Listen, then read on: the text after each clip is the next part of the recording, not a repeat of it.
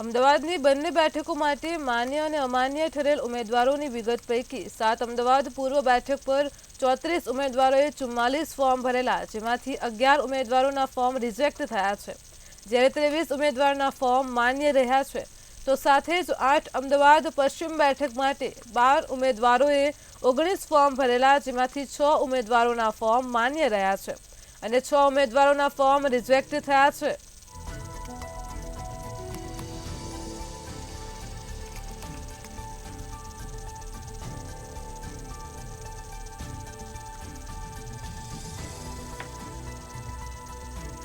તો અમદાવાદમાં 8 અમદાવાદ પશ્ચિમ બેઠકમાં 12 ઉમેદવારોએ 19 ફોર્મ ભરેલા, જ્યારે 7 અમદાવાદ પૂર્વ બેઠક પર 11 ઉમેદવારોના ફોર્મ રિજેક્ટ થયા છે.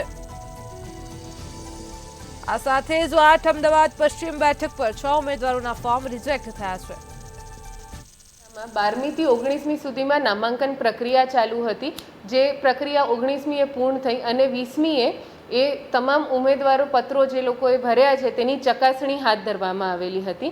આંકડા જોઈએ તો 7 અમદાવાદ પૂર્વમાં કુલ 34 ઉમેદવારો હતા, જેમને 44 ફોર્મ ભરેલા હતા. ચકાસણી પૂર્ણ થયા પછી 23 ઉમેદવારોના ફોર્મ માન્ય કરવામાં આવ્યા છે. આ સાથે સાથે 11 ઉમેદવારોના ફોર્મ અમાન્ય ઠેરવીને એમને રિજેક્ટ કરવામાં આવ્યા છે.